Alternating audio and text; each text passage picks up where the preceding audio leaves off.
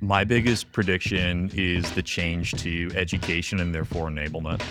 I think that this has been something that's been very static, whether you look at colleges, universities, elementary schools, or even into the way we educate and bring partners along. This is often something where we throw information into and it's like left and forgotten about. This is Get It Together, the podcast where partnership and go-to-market leaders share the real stories behind programs they've built and scaled. Hey everyone, Tyler Calder, CMO at PartnerStack, and in this episode of Get It Together, I sat down with Bryn Jones, our CEO, and Mike Head, our CRO, and we got into 2026 predictions. This is definitely an episode you're going to want to sit down with a pen, a paper, because we get into all things AI, we get into influencer and affiliate and what that's going to look like in the new year. And we got some pretty cheeky and interesting takes on where to spend your budget, how to really go to bat for that budget, how to, in Bryn's words, maybe just ignore the C-suite. And we got a couple new terms coined throughout. So stay tuned. Hello, I'm Mike Head, Chief Revenue Officer at PartnerStack, and we are talking today about 2026 and how this is the moment for affiliate marketers to not screw up. Hi, I'm Bryn Jones, co-founder and CEO of PartnerStack. We're here today to talk about predictions in 2026. The long and short of it is you're going to want to throw out that playbook. All right. So I'm going to dive into question number one. Everybody's talking about AI, so we're going to start there. You go on LinkedIn, everybody talks about how AI is going to transform go-to-market. Pretty safe prediction. I think we can all agree that that's going to be the case. Let's maybe try to go into some unsafe, unpredictable places. So we're kicking off 2026. What very specifically, very tactically, do you think are areas AI will truly take over and go to market? So what workflows, what decision-making, what parts of the funnel stop being fully human-led? And Mike, let's start with you on that one. Sure. I am going to speak for most sales leaders. We're going to stop banging our heads against the wall because the CRM is no longer updated. I think AI is going to transform that. It has the ability to take unstructured call and email data and get your CRM into a much better place, making the lives of sales leadership and reps and CSMs just in a much better place. So your prediction, this future of CRMs updating themselves, is that coming from something you lay on top of your existing CRM? Do we think that's coming from new players and entrants that are going to displace incumbents? What do we think? I think it's going to come from both, and it depends on the situation that you're in right now. Everyone knows it's very hard to rip and replace a CRM. And so if you have something that's in place like a Salesforce that isn't going to be able to do this on its own, you have to layer a technology on top of it. But if you're an earlier stage company, you absolutely have the opportunity to leapfrog and to be able to get a CRM that will do this natively, which I think is really exciting for early stage companies. Well, Bryn? I think the thing that's going to get automated is going to be the buyer journey. Not perfectly, but it's going to be customized and tailored to specific buyers, right? Like we try to push people through a funnel, top of funnel, their custom experiences, custom landing pages now. I think the level of customization that you're going to get is going to really speak to every buyer. And it's going to come through a lot of the intent signals that you collect beforehand. But I would bet on top of funnel. Well, I might bet on what you just picked. But if you made me pick something else, I would put more top of funnel, custom buyer experience, and it starts top of funnel and it leads all the way through the journey. And I think that, the different tools that we're going to see come online, which I don't believe are here yet. I think it'll be a whole bunch of new incumbents, some of which we've been building for a while. I think you're going to see really a much better buyer experience, and it'll be good for buyers. It'll be good for sales teams and go-to-market teams that are trying to drive more revenue too. All right. I want to take some of that where we stayed a little bit high level. We stayed around the tooling, kind of the functional areas. If we get down to the specific roles, the jobs within go-to-market, again, you go on LinkedIn, you hear people posting about, I laid off my whole team, replaced them all with agents. You kind of dig into who they are. They have their own bias on why they're making those statements. But if we were to really think about where this idea of an AI-first agent can take on some of the day-to-day work that humans are diving into today, What are those areas? Where are we handing off that human first work to agents? I have a bit of a contrarian view, and that AI agents will not fully replace any function that's happening within go-to-market today. I believe that it's going to augment or supplement and add leverage to a bunch of different roles within the go-to-market team, but AI on its own still is too wild to let loose, and you're going to cause problems for yourself if you allow it to do that.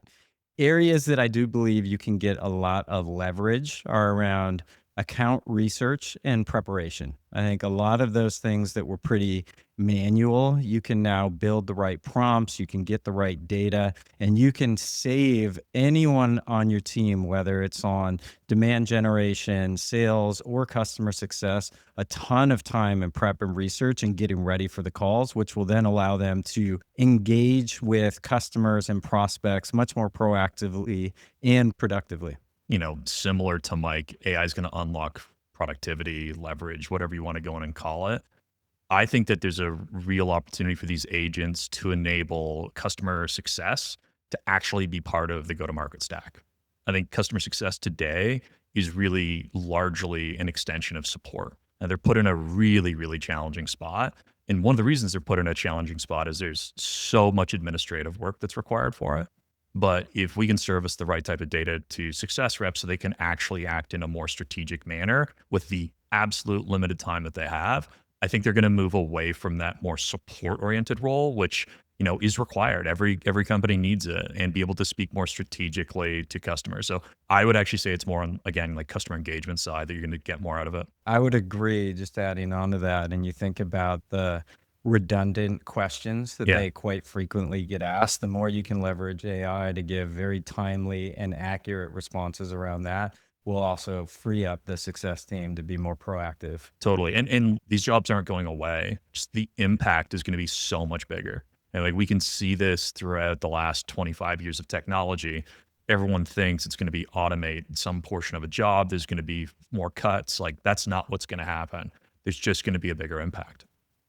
All right. So fair to say that the prediction for 2026 is yes, AI agents, but no, not necessarily widespread taking of jobs. It's really about how do we sort of uncork the potential of the folks that we have, let them focus on higher value areas, let sort of AI and the agents take some of those more menial, repetitive type of tasks. Is that what we're stating? Yes, with the caveat that I would add, you will see fewer roles within any given function.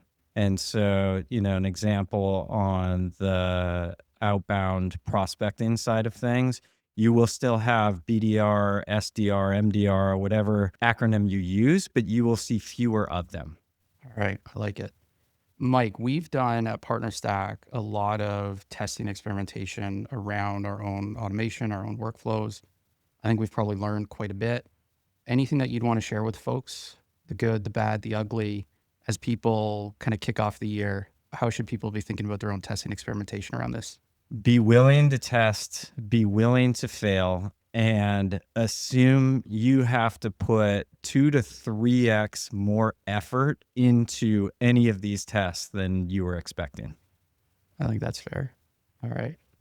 Bryn, what about you? What about your perspective? I know you're watching a lot of the test experiments that we're running, some working, some not. What's your perspective as CEO? I think the way that we have AI and like the naive approach that we've, walked into 2025 with, I think that there's a lot more experience under our belt at PartnerStack and across the whole industry. My view is that a lot of these tools demo really well. And then the application, that's where it struggles. Because in enterprise software, what we don't account for is the reason it's so important is all the edge cases. And there's an edge case to every single account. You can make something demo really, really well, and then it falls apart in practice. And I think it's a lesson that people learned 10, 15 years ago, when we saw the rise of application software. And so I can see how people can be tricked. I think we'll be a lot less naive going into 2026, but I understand. And it's because of people like me as CEO or boards. They see these things. They're like, oh my God, this is amazing. Like we got to bring this across the whole portfolio. And then you got to actually implement it. And it does like 10% of what it looks like it can do. You weren't even fully involved in one of the tests that we were doing that very much was this case, right? We looked at it, it had a ton of promise, but then once we actually got into onboarding, it wasn't exactly what we expected it to be, but we worked with a great team on the other side. And so making sure that there's really good technologists, that they're willing to support you and work with you along that journey was critical. And it got to the point where once you saw it in action, you were pretty happy with it. Yeah, I was pretty excited. I did not know how challenging it was to get it up and going though. So is there a prediction in here somewhere where 2025 you saw a lot of new entrants into the market, a lot of AI first companies, or at least being positioned that way? Is the prediction in 2026 like the smoke and mirrors is going to become very apparent, and the people who have real utility in the platform, they're the ones who are going to kind of rise to the top? You're going to see companies maybe not rise to that level. Is there a prediction there around kind of the whole smoke and mirrors of some of the tech that's out there? No, I think there's going to be more smoke and mirrors. It's going to be more sophisticated. I think the change is people are going to be pretty sophisticated in the delivery, right? Like we'll reset what our expectations are. You go back to January, February this year, the productivity, people are talking about people not having to work like one person billion-dollar ARR companies. Like, will it happen? Yeah, at some point. Is it going to happen in 2025? Like, no. Will it happen in 2026? Who knows? Who really knows? This wave of AI has really changed the entire landscape. But I think the big change we're going to see is we are going to be less naive when going through any type of buying process, and we'll be way more cynical. And I think that's actually a huge opportunity because there's a lot of room for upside surprise. To me, the most interesting thing, though, isn't going to be that. To me, what's very interesting is many of these companies that already have distribution, right? Will they come forward with an AI native, AI first platform offering? And because companies with distribution have a significant amount of leverage, though I still think we'll see a continued rise of the AI native platforms. Yeah, and I would just add on the level of sophistication on the buyers. I would agree that's probably the biggest change going from 25 to 26. Buyers now aren't going to just buy into the shiny object. They're going to need to actually see the proof. And buyers also have a much better understanding of the use cases that actually work and can be executed versus the real shiny, sexy things that actually won't be practical for your business overall. So, Mike, as CRO, any thoughts for how companies will navigate that sales cycle through 2026, where they're probably facing a ton of competition, some real, some maybe perceived?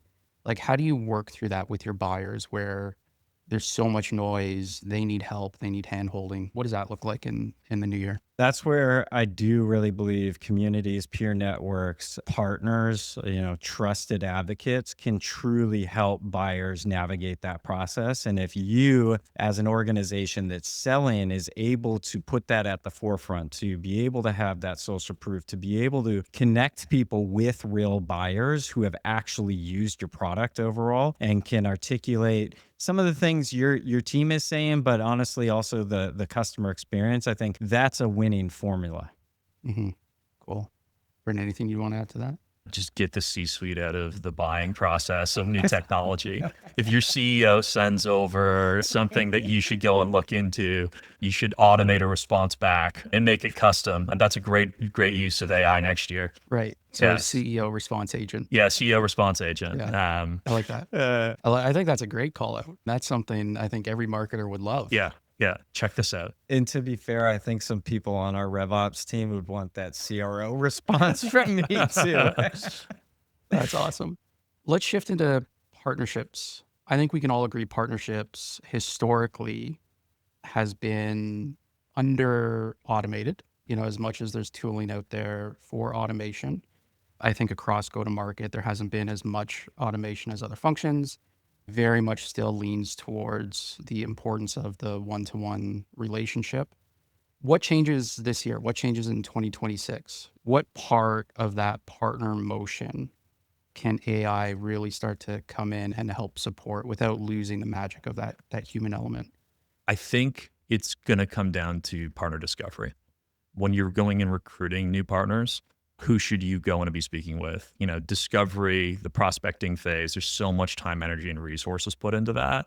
And because of AI, because of data, very biased because of the data that we have inside of PartnerStack, we can see the value that's unlocking. And when you have the ability to turn on a distribution channel that never before existed and there's no cost to it and AI can tell you about it, I actually can't think of a higher leverage thing that a partner manager can do. So we can help automate that motion so that the partner managers can continue to foster those one-on-one relationships, because I don't think the one-on-one relationships are going anywhere. I just think that there's going to be more of them, and not just more of them at the right time to hit the very specific customer segment. If you can do right time partner for a specific customer, that's going to unlock a lot of value and improve just the overall experience.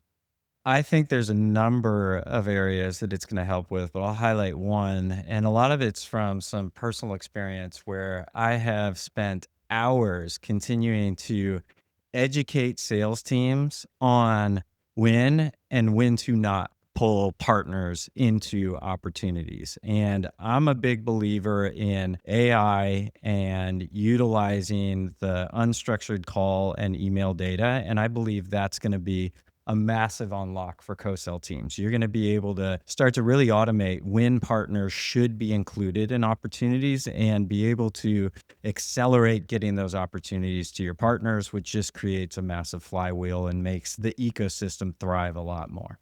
All right. So 2 thoughts, 2 predictions there. One is on the discovery and recruitment side, leveraging more intelligence to go out, find the right types of partners, bring them in. Kind of the bane of every partner team's existence is going and finding partners. So that's one. And then one, taking that unstructured data to help identify co-sell opportunities in your existing ecosystem. Yep. All right. I like it. Let's talk about within partnerships, PRM as a category of tech. I think a lot of partner teams have really tried to make their PRM, if they have one, a system of record. They haven't always accomplished that. Sometimes it lives somewhere else. Sometimes maybe they don't have one at all. But let's just start with the category of PRM. And the broadest question I'll ask is this even a category in 2026? I think we're going to see a series of blog posts that says PRM is dead. It's not dead yet, right? Like, I think the more valuable, less viral, self-promoting blog posts are actually the LinkedIn posts are the things that actually matters. And I think that what you're going to see is PRM move from a system of record to a system of action, wherein, the workflow can be automated in such a way to improve output from partners, just get more out of them, improve their overall experience, versus just be a system where they go and record things that have happened. And so I think that will be the truth. That'll be the most successful version of the transition in 2026. But I also predict there will be somewhere between 2 and 3 dozen viral LinkedIn posts that talk about how PRM is dead. And if we're going to be honest with ourselves, what we're talking about is a technology platform that enables more revenue and a more customized, action-oriented technology platform that specifically targets the channel. That's the best outcome for everyone in this space. Yeah, I like PRM as partner revenue management, taking the ability to actually meet the partners where they are and solve real problems for their business. I think PRM as a relationship management portal and another tool that they need to go to just complicates things. And I do think that, maybe not just this upcoming year, but as we look into 27, we'll start to see some real strong advances in what this technology can do to actually facilitate driving more revenue between organizations. So jumping off of that, I like the new term you just coined. We'll run with it. I got a trademark on it. Yeah. Let's see what we can do with that one. Less of a prediction, more so advice for folks that are listening.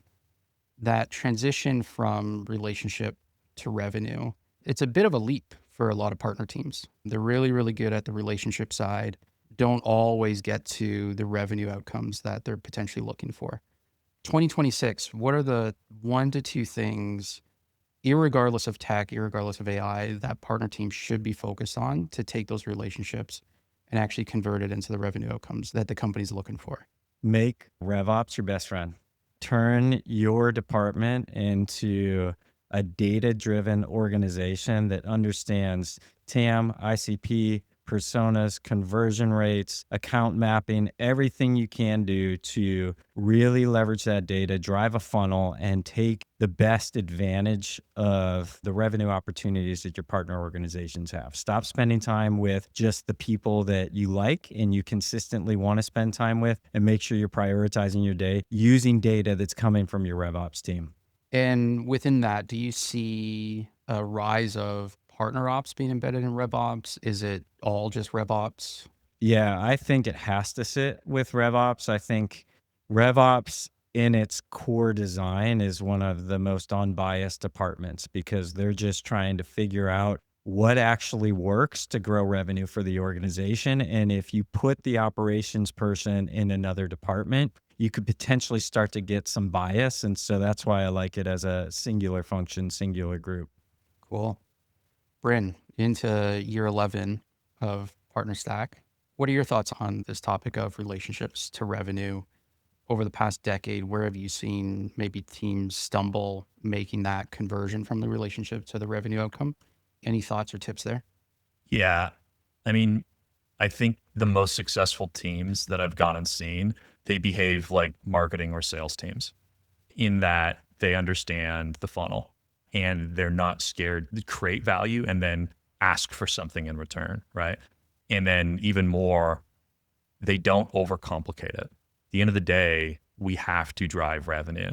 As partnership leaders, as go-to-market leaders, you have to drive revenue in a set period of time. You're only going to get so much investment before you unlock a new set of investment. So knowing that it's not about the touch points, it's about the value exchange. And like you have to give before you get too, right? Like you can't just go and knocking saying like, hey, give me all your leads. No, like show up with something of value for your partner, but don't be scared to follow up and make the ask and know that at the end of the day, we sit in revenue and that's a huge privilege and a huge opportunity. Can I add one more thing? I'm a believer in partner sourced revenue, but that is not the only metric that you need to look at. There's a lot of value in partner assist and partner influenced revenue. And if you can find the justification in your funnel as to where those other partner engagements add value, don't shy away from it. But it can't be the only thing you rely on. You have to have that partner sourced in addition to the influence and the assist. So is it fair to say you need to hit whatever your sourced number is? So own a source number, hit it, and that almost, you tell me what you think. What I hear you saying is like that almost buys you the right or the privilege to now talk about influence and attach and the impact that has. But if you're not hitting a sourced target, and almost like who cares? Correct. Fair or unfair, not for me to say, but that's the reality of what partner teams are working with. But where you can, like looking at the funnel, there's conversion rates, right? And so if you could say, because partners get involved, we can close 10 to 15% more of that pipeline, that's meaningful. And you should be vocal about that. But to your point, as long as you're also driving Right. some of that pipeline in. Sure. All right, cool. Let's talk about something that really blew up in 2025 and is certainly going to continue through this year. AEO, GO, AIO, whatever you want to call it. Let's just call it AI visibility for the sake of this conversation. I think in that conversation, almost everybody agrees that the buyer's journey is changing and shifting. Lots of folks are starting their search for a product or service, ChatGPT, Gemini, Claude, whatever it might be, versus just going to Google search. Within all of this, what role does partnerships play in this kind of new world of discovery through AI? I think partnerships has an opportunity is the way I'll describe it. And to capture this and really transform what partnerships means in the go-to-market stack in general. And the reason I believe that it is, so many of these LLMs are trained off of people and of content, right? Like that's how it's designed. And I think that, we've gone and seen already to date that many of the rankings are driven off of affiliate, are driven off of comments on Reddit. Like they're driven off of so many things. And partnership people need to understand that there's an opportunity, there's a moment where they can lean into this and capture that value because it's already something under their purview. It's already something under their portfolio that they're going and managing. And it's already something that they actually know how to drive specific partner behavior on that will in turn help support the ranking in an LLM. But partnership people also need to know that the entire go-to-market stack is going to solve this. And so it will either be partnership people that do this or it will be marketers. And there's a bit of a coin toss right now on who's going to win it. But I'll tell you, it really, really matters. And if partnership people can understand that they need to put their attention towards the things that matter most, I think that they will make the most of this moment. And then the impact after the fact will be enormous pipeline, will be an improved customer journey and more partner source revenue. Everybody wins if we can capture the opportunity and not just measure it, but influence it so that it actually drives improved results in these LLMs. And the last thing that I'll go in and say is you have to be able to prove, you can't just say it, you have to prove your work. And so you better use tools and platforms to be able to communicate up. It's one of the big challenges that partnership folks have is that, we don't communicate up enough and, make sure to use the right set of tools so that you can communicate to your C-suite. This is why we're ranking here. And this is what it requires for us to rank, instead of 3 into number 1. I think it's super exciting. Talking about partnerships is a very broad term. And so I want to talk about a couple of specific examples, actually outside of affiliate and digital partnerships that I think is really exciting for traditional, channel and partnerships teams. Your technology partnerships are now even more important. And so you would always do some co-marketing together. You'd always enable one another's teams, but now actually getting out there and writing content about one another is another way that these partnership teams can add value and help each other grow. Your solution partners, any of them can do this, and you can do these content exchange in a real authentic way that will help with this buyer's journey and the new way that the LLMs are looking at reading content and making suggestions overall. And then for the affiliate side of things, everything's about to change. It's super exciting. Well, you can't just say that and then stop talking. Fair enough. Everything's going to change. Oh, yeah. One thing I will changing? say is for the affiliate industry, don't mess this moment up.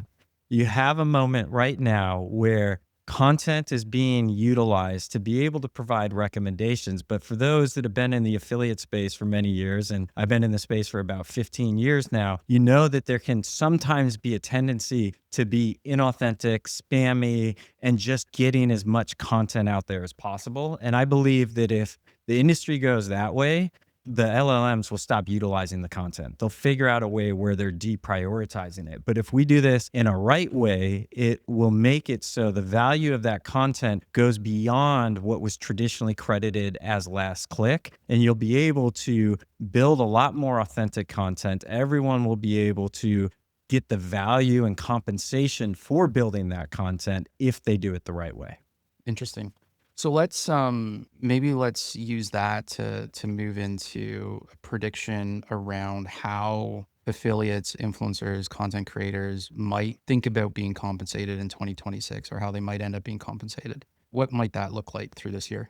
Yeah, so I think metrics overall need to change independent of compensation. So you need to evaluate the quality of the content, the authenticity of the content, the domain authority that the content's being placed. The number of brand mentions is also something that can change. And I think as you look at those metrics and how they're moving, then you can start to think about additional forms of compensation. The very straightforward answer today is, pay for the content up front. But eventually you'll be able to get paid per brand mention, paid per citation, and ensure that you're getting not only the compensation that comes from the clicks and the direct revenue, but also the value that you're providing for these LLM recommendations. Bryn, anything you want to add to that? Yeah, go fight for the marketing budget. Go get the marketing budget, go get that paid budget. I think that the big opportunity, if you go in and do that, is you're going to unlock budget you've never otherwise seen before. And there's money on the table, which is opportunity for your team and greater ROI for your company. Fight for it. Bring the metrics forward. Show that you deserve to have more of it. We're going to see a huge shift in the way that media spend, demand spend is allocated, and just recognize that's on the table. So let's lean into that one as a prediction for the year, budget allocation. You just mentioned, hey, go grab the budget. Is that one of your predictions? You see budget shifting from maybe traditional SEO practices, maybe some paid media into driving AI visibility? Absolutely. Yeah. I mean, we're seeing it in real time, right? We have calls about this every week. We're not just taking calls from marketers. There are product managers and CEOs on these calls because it's the most important thing for large enterprise. How do I get ranked? And it starts from the buyer experience, but also goes down to the like underlying value of whatever their share is. And there's many reasons why companies want to be ranked correctly. And so therefore it is landing on the foot of the CEO, board, C-suite to say like improve the rankings no matter what. And we can see that improved ranking improves conversion as well, right? Like the data is already early, but it's signaling that it's a much more efficient buyer journey. I suspect there's going to be a big shift. It's not going to happen overnight. It's going to feel kind of natural in some ways, but what it will unlock will be pretty incredible. Why is this important? So you mentioned, the C-suite CEOs saying like, hey, we got to improve this ranking, our AI visibility. Like, why is that important now? When if you look at the data, the majority of traffic is still going to Google. We're talking about maybe 6, 7, high as 10% of traffic coming through LLMs. Why now? Why go get that budget? Why lean in now? Yeah, because if you were to look at the numbers 12 months ago, it wouldn't be 11%. It would be less than 1%, right? And so if you look at the rate of adoption, that is the thing that matters more than anything. And then you can project out in 6 and 12 months, it will be the fastest growing top of funnel area for B2B buyers to go lean into. And so the reason it matters isn't the fact that it's 11%. The reason it matters is because it used to be zero. Yeah, I would just add there's more blue ocean, because it is newer, there's fewer companies that are investing in it right now. And because there's less competition, it's a little bit easier to execute the strategy. It is a dynamic strategy and changing, but the more well-versed and competent you are in it now, the better you'll be positioned into the future. Almost like, we know where SEO landed, and we know how important it was to so many businesses. It's almost like if I could go back in time and sort of seed my ground in the early days of SEO, like that's the same moment as now. Like we've already seen this play out. Like get in there and kind of own your space. And not only for the company value, but for your career. Like this is a moment where you can capture this and make it your own. Like that's a huge advantage. There is no playbook. And when there is no playbook, innovators can come in and completely flip everything upside down. And so what it'll mean to the individuals driving this action, it will unlock career opportunities and learnings that, we aren't even thinking of. All right. So we were talking about shifting budgets and partner teams needing to grab a hold of budgets to drive some of that AI visibility. One of the areas I wanted to shift to is, the past couple years has really been about disciplined growth. You've heard people talk about profitable, efficient growth, different variations on that theme. Is that what we're looking at in 2026? Is it discipline? Is it let's be conservative? Are we getting back to a world of hyper growth and growth at all costs? What does that look like? It depends on what's happening more broadly in the macro. And it is going to depend on a quarterly basis because that's the level of change that we could see at a macro level next year. And what I expect, though, my prediction, which is why we're having the conversation, is the discipline that we learned isn't going to disappear in Q1, but it could go away a little bit in the back half of next year. The reason it's not going to disappear is everyone's realized that you can actually grow at an accelerated rate without wasting money. And that's a good thing. It's a really, really good thing. And at least for the next year or two, I hope all go-to-market season learns that because there's a price to be paid when you start spending like crazy. With the exception that if you operate in an AI world, there will absolutely be waste. We just don't know what that looks like. We're seeing AI companies do a lot more with a lot less. And many of them are raising 2-3 rounds of capital, having never touched the initial capital they raised because it's all being done on revenue. We just don't know how sturdy that revenue is, right? Like, is it going to come back and pay the following year? What are the retention rates? So the net of it is we have become addicted and can see the value of efficiency, and we're not going to give that up. But I'm reserving the right to say people are going to want to give some of that up if the macro continues to improve. And oddly enough, the macro improving could actually be like the economy getting worse and then interest rates coming down, because that will be the driver of spend in B2B SaaS. All right. Mike, anything you want to add to that? Yeah, a couple things. He didn't say it, but I think growth at all costs is out the window for most businesses today. And I think there's going to be some sort of efficiency, as Bryn talked about. And one of the important things to look at where you will allocate more capital will be on the funnel math. Can you find opportunities that compound versus drive linear growth? And if you can find certain areas that can actually compound your results over time, I think companies are going to continue to invest in those areas. Generally, where do we think people are going to place their bets? Where are they going to be investing? You go back a decade, it's more reps. That was the math. What does the new math look like? Where do we think that investment is going to drive that type of efficient growth?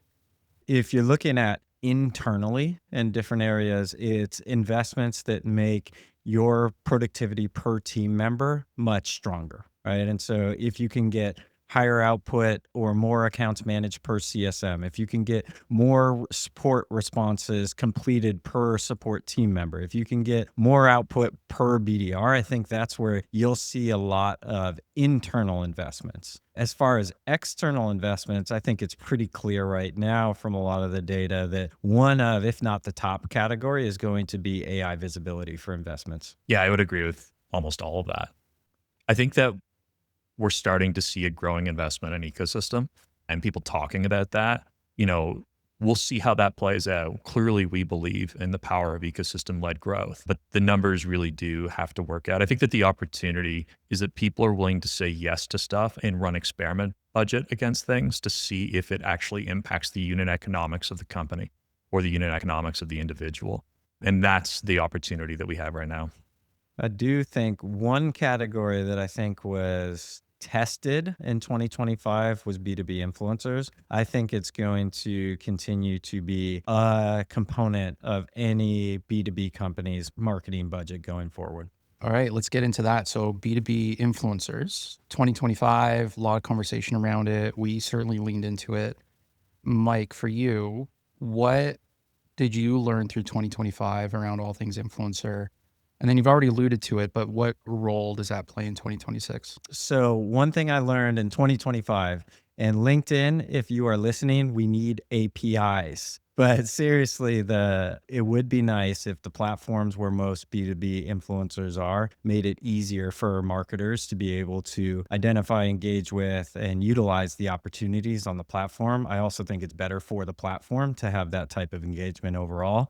On the vendor or brand side of things, it was really interesting to see the way that companies were willing to test and work with influencers. You had some that were purely focused on, we need more pipeline, we need more bookings, but we had others that we've changed our brand name. We want to use influencers to get that out. We have a new product offering. We want to use influencers to be able to help get that word out. We've made an acquisition and we need to tell the narrative and the story of the acquisition together, and we'll use influencers for that. So I think they've really saw all of the opportunities that you can utilize B2B influencers. Yeah, I think that B2B influencers is too broad as a category. I think that you have the folks that post on LinkedIn, which are different than long form content creators through podcasts, which is different than short form content creators on podcasts. And there's a lot of other types of influencers too, right? Like there's influencers inside of communities, whether those be private or public forums like on Reddit. And I think what's going to happen is we're going to get sophisticated at categorizing the different type of B2B influencers and understand that it's not one influencer that will drive all the journey, but it's like a series of touches across influencers that will ultimately make the biggest impact. What about this conversation around AI visibility? What role are influencers playing in that? I think a lot of it's still TBD on the exact ways that influencers can play a role. I think you see certain areas where influencers can play a role with their LinkedIn content, but you're not always seeing that show up. I do think influencers, if they're active in a bunch of forums, that will come up as well. And then it is very clear that YouTube influencers are having a very meaningful impact on AEO and AI visibility. So fair to say prediction still a thing in 2026. How we think about influencers and the definition of what an influencer is maybe changes a little bit, but certainly not something that was hyped up and died in 2025. Is that fair? I think it's more important in Q4 than it was in Q1. And I think one of the lessons inside of there is like, sorry for this, you can't actually do an annual prediction. Like the predictions are quarterly. I actually think the world that we work inside today is quarterly and even monthly predictions.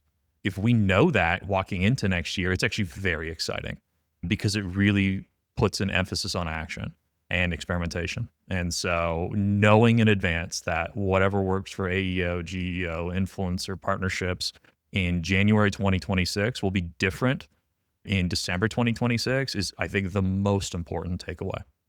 So as a CEO founder, how do you operate in that environment where things can change monthly, quarterly? PartnerStack, what does that look like for you? How are you driving the team? What are the processes you're thinking about? How do you operationalize that speed? Yeah, I think that's the question is how do you operationalize it? I think you need a really good dashboard. I think that RevOps matters now more than ever. So you can track any of these experiments. And then I think that you need to provide autonomy with accountability and just get comfortable with being uncomfortable. And so, that is, I think, the most important thing. There's the emotional, like unnerving part of it, but all of that can be managed if you operationalize it through dashboards and you give room for experimentation, autonomy, and then build in that accountability layer. And lastly, like celebrate the experiments that work and don't work. Don't be scared to shut stuff down that worked last quarter that's no longer working this quarter and return to it 2 quarters from now if that changes. Mike, anything you'd add? Just celebrating the failures. I cannot underscore the importance of that, of being vulnerable, being willing to try new things and accept that it hasn't worked and you've learned because of it. Mm-hmm. Why is that important?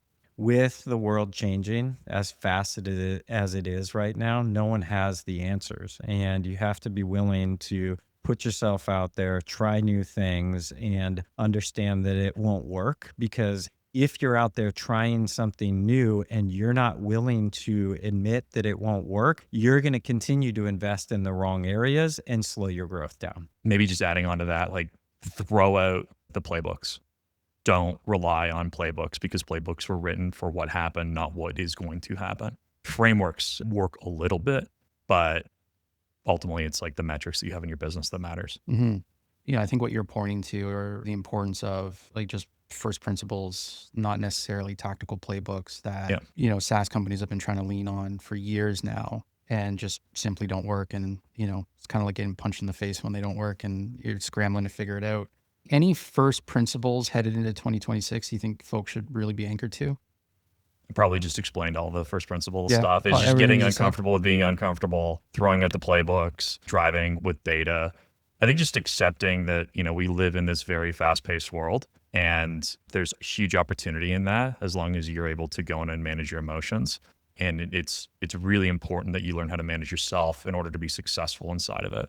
If you can manage yourself and find the opportunities and what seem to be like insurmountable challenges, you will unlock a lot. And then don't be scared to swing when the opportunity is in front of you. Yeah, I would say, and I don't know if it's first principles or framework, just because it worked in the past or didn't work in the past doesn't mean it will work or won't work in the future. And so making sure that you have diversity in the tactics and strategies that you want to use is very important going into 2026.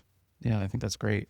Speaking of playbooks, I think historically a lot of SaaS companies, they think about going to market around a single motion and then maybe they tack on secondary motions. So they'll execute like a PLG playbook. They'll execute on a direct playbook. They'll execute on a partnership playbook. Going into 2026, any predictions for how companies start to think about these motions? Are they leaning hard into one of them more so than they have in the past? Are they attaching them together and layering them a little bit more? Like most things, depends on the company. Depends on your ICP, what's worked for your business, the sophistication of your product. But overall, I see a blending of more of the tactics coming together. I think in general, B2B specifically is becoming more digital, more transactional, and you have to make sure that you're adapting to what the buyers are looking for there. And that doesn't mean you throw out all of your direct playbooks in the other areas. And so you look, how do you combine your data? How do you use the different signals? How do you target companies that are in different segments or different verticals to align with the way that they want to work with you? And when you can figure that mix out for your company, that's where you'll get that efficient compounding growth. Yeah, I think it's blending, layering, being orchestrated. You have to do everything. You have to go up market, down market. You have to have PLG. You have to have enterprise. Like, you can read all the posts. Like, you have to do everything. And that's just the world that we now operate in. The ones that will win are the ones that actually prioritize the right way and then make sure that one motion complements and actually accelerates another versus just like building silos. Mm-hmm. And I think certainly one of the things we've seen at PartnerStack is, regardless of the motion, attaching partners to it has been beneficial. I'd love to chat about some of the more dominant motions that you see in SaaS. So PLG, direct, obviously like ecosystem led. But if we think about PLG, which has had its moment the past decade, any predictions for how that might evolve in 2026? With a bit of a leading question, the role that partners might play in that or not? Yeah, I think that PLG is going to be seen just as another go-to-market channel, more on top of funnel. And I think that partners will be involved in it somewhat, but I think ultimately that's going to be more owned inside of both product and marketing. And that's really what PLG is. It's a shared product marketing approach. It enables customers to come in and test the value before they make the full commitment. I actually think that you're going to see a bigger push upmarket and into enterprise. Now, the companies that are able to have a really defined PLG motion will be incredibly successful because it will give them more time to work up in enterprise.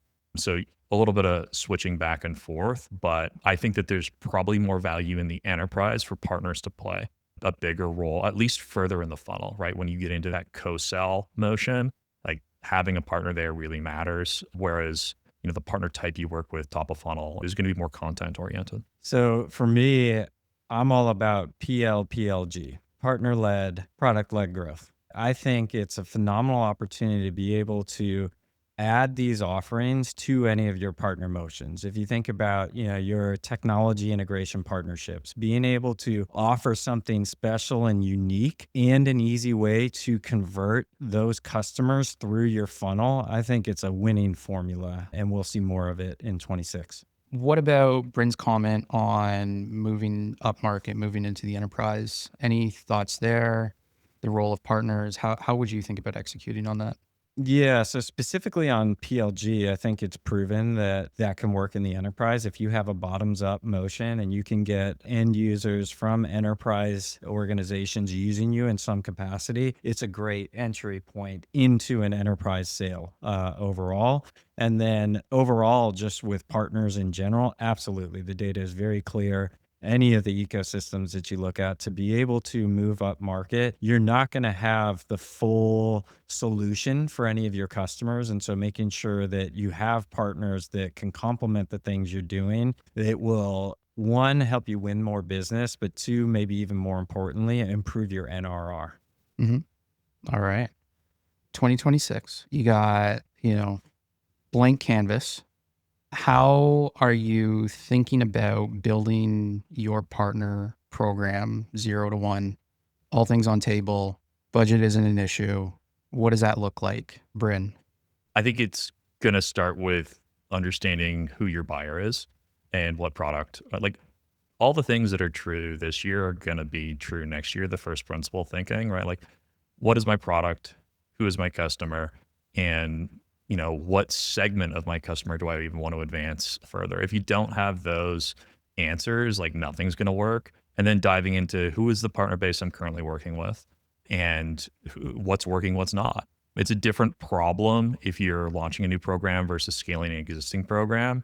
But I think that you will be investing in tech that can deliver some of the automation and some of the efficiencies. I do believe very strongly that the thing that's going to matter a lot next year is about finding the right partner at the right time to hit a specific customer segment. And I think that's where you're going to see, platforms like PartnerStack, there's other great platforms out there, like Crossbeam, really continue to lean into this moment. So one thing I'm not going to do, I'm not going to treat every partner the same. We know that different partners add different value, should be evaluated in different ways and managed in different ways overall. I'm absolutely going to set up a way to manage a long tail. I don't need to do that in a manual way today because of platforms like PartnerStack and others out there. And so I'm going to think about those efficiencies. I'm going to invest in partner ops immediately and get my data right and look at personas, TAM, where I have the best opportunities. And then finally, I'm going to figure out a way to give first.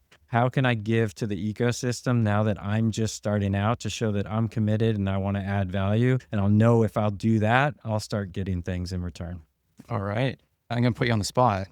What is it that we're going to be giving to the ecosystem in 2026? What's the give? So one, our platform's going to significantly save time and help partner managers and channel leaders be able to focus on the things that matter by driving revenue. But we're going to be having strategies where we're going to be generous with our overall compensation. We're going to want to think about how we can give value with our customer base as well. And then we want to think about different and unique product offerings that align with our partners' customer base so they can be giving value to their customers. Cool. Is it fair to say in both of your answers, a common thread there was just data? Like Bryn, to your point around finding the right partners, right time, like critical that your data's got to be in a good place. The data has to work. The data has to work before you dump money on something. Lessons out of 2020, 2021. Like you really need to understand the data. All right. Love it. Bring on that partner ops person, right? Go as broad as you want. Biggest, boldest, spiciest prediction for 2026, something we can come back to in a year and say, oh, we nailed it, or my goodness, we were off the mark on that one. Bryn? My biggest prediction is the change to education and therefore enablement. I think that this has been something that's been very static, whether you look at colleges, universities, elementary schools, or even into the way we educate and bring partners along. This is often something where we throw information into and it's like left and forgotten about.